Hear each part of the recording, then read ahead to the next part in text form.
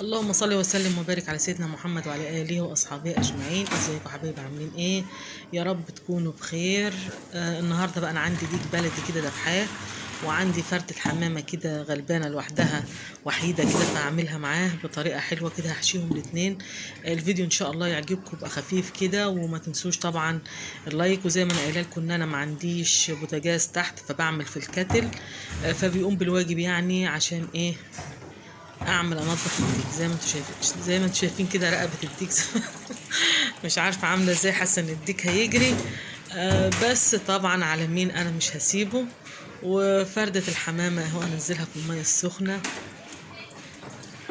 وهنضفهم الاتنين مع بعض كده على السريع. ويا رب الفيديو يعجبكم.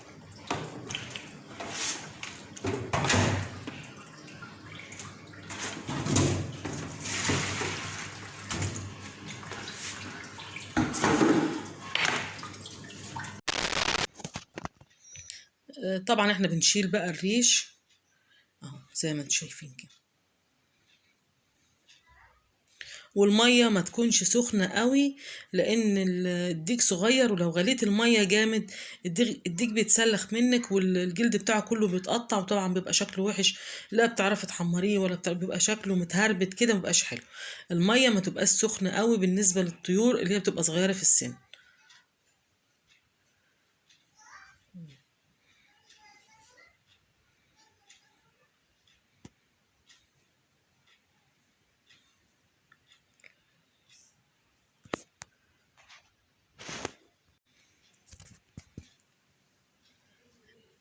انا شلت بقى الريش كله زي ما انتوا شايفين، وخليت الديك اهو زي الفل، ولسه برضه هنضفه تاني.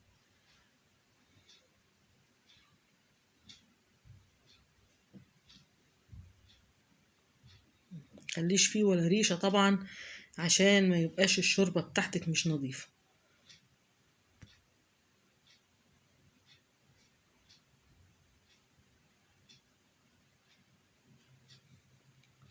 والحمامة بقى اهو نفس الحكاية.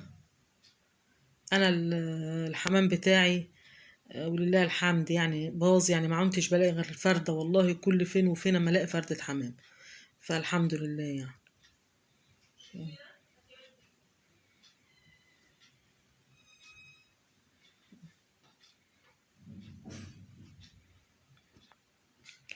واقطع الحتة دي طبعا اللي هي في الجناح ديت، ملهاش لازمة، انا ما بحبهاش كده، هي بتبقى حتة عضماية يعني ومليانة ريش، فبريح دماغي منها واقطعها وخلاص. وبرضو تشيلي الريش بالراحة كده، ما تشدهاش، عشان الجلد بتاع الحمام بيبقى رقيق، ممكن يتقطع في ايدك برضو، ما تعرفيش تحشيها. الحمام ما بتاخدش حاجة.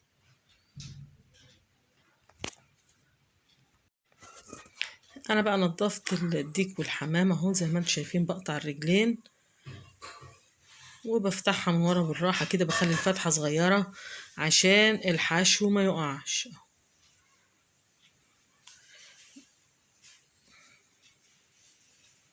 والحصالة طبعا بشيلها، والفشة والحاجات اللي جوه دي كلها، وبغسل كويس. والحمامة نفس الشيء، بفتح فتحة صغيرة خالص عشان برضو الحشو ما يقعش منها.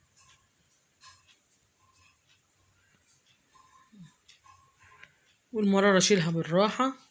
والقلب بفتحه لان بيبقى فيه جوه كده شوية دم. والقناصة اهي بكحتها بالسكينة برضو، بعد ما افتحها واشيل الكيس اللي فيها ده، بكحتها بالسكينة عشان تنضف. وانضف الحوض بقى، وانضف مكاني، واكب المية، وكل الحاجات دي كلها في ثواني كده، وانقعه في شوية مية. انا هعمل الحشوة بتاعت الحمام. انا حطيت شوية زيت وحتة سمنة، واقطع البصل كده على السريع. البصلة بتاعتي اصفرت كده شوية اهو بالشكل ده. انا مقطعه الكبد والقوانص وغسلاها، هنزل بيهم على البصل اهو، وتقليبه بقى.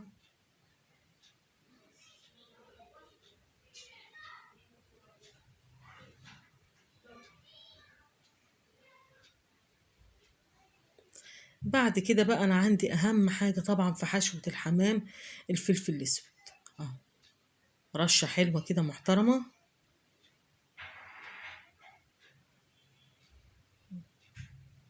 الريحة بقى ما اقولكوش.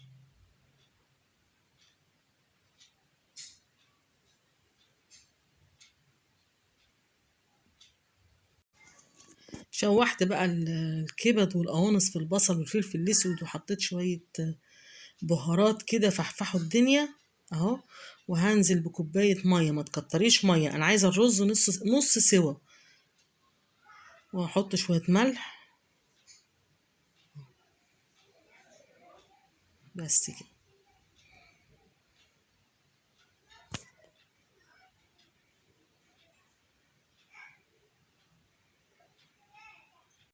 واول المية ما تغلي هنزل بحوالي برضو كوباية رز، يعني مش اكتر، ما تكتريش رز.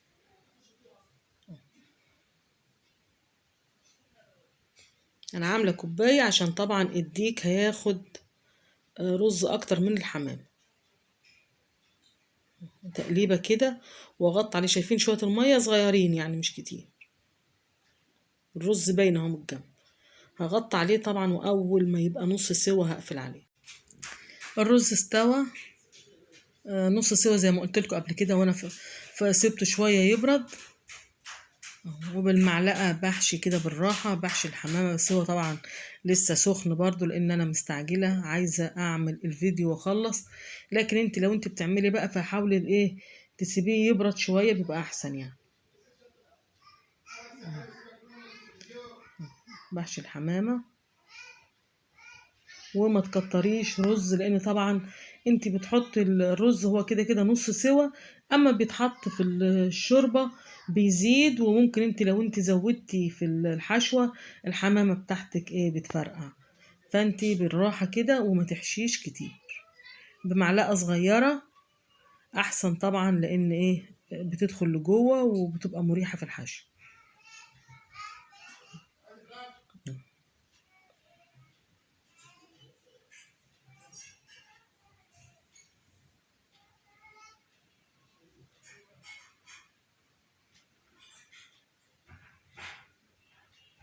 وزعي بقى الرز كده لوحده اهوت، وايه بيدخل اكتره في الحصالة من قدام، بس بتلاقيهم حبة صغيرين، بتزودي برضو حبة كده من الرقبة بتاعت الحمامة.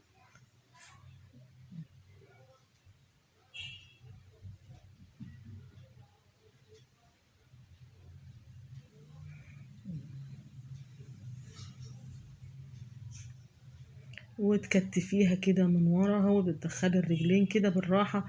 طبعا انا وانا بنضفها ما بقطعش الرجلين من عند المفصل زي الفراخ كده، لا، انا بقطع الرجلين من عند الصوابع عشان تبقى رجلين الحمامة طويلة، واعرف اكتفها وتبقى مضمومة كده على بعضها، والرز بتاعها ما يقعش اهو بالشكل ده. كان في زمان انا كنت بخيط الحمامة، لكن عرفت الطريقة دي لقيتها اجمل طبعا واسهل واحسن، والرز والله ولا بيطلع ولا اي حاجة. اديك نفس الحكاية اهو، انا كنت مكتفاه. هحشي بقى الرز الباقي، لان الديك طبعا بطنه كبيرة غير الحمامة، فهياخد رز كتير.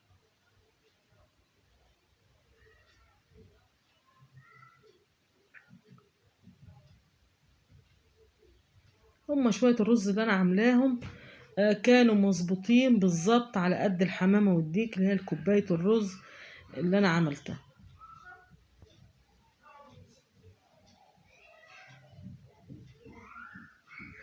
وبرضو ما تكبسيش الرز، هو الديك طبعا عمره ما هيفرقع ولا حاجة، بس الرز لما بيبقى كتير في الديك ما بيستويش كويس من جوه ومبقاش طعمه حلو.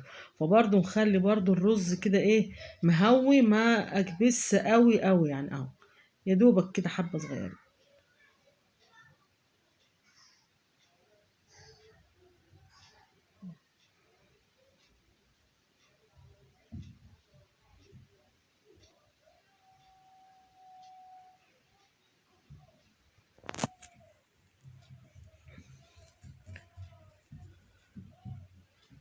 شايفين مش فايض رز ازاي؟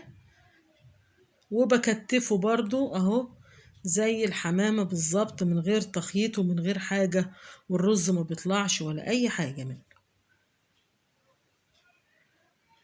ادخل الرجل بالطريقة دي والرجل التانية، تكتيفة حلوة كده محترمة اهو.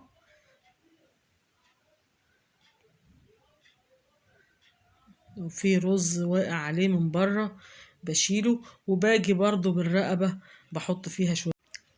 هنا بقى انا حطيت مية مغلية، بعد كده نزلت بالديك والحمامة، وحطيت ورق لوري وحطيت شوية فلفل وده بقى كان أكلنا النهاردة زي ما انتوا شايفين كده، الديك العسل والحمامة العسولة وصينية رز كده صغننة وشوية لسان عصفور، وهعمل طبق سلطة أكل خفيف كده النهاردة لأن أنا زهقت طبعا من البطاطس والطبيخ والحاجات دي. اللي عايز بقى يعرف صينية البطاطس دي معمولة ازاي، طبعا أنا عاملة فيديوهات كتيرة للرز، هيرجع لها وهيعرف الطريقة بالتفصيل، وأشوفكم في فيديو جديد إن شاء الله.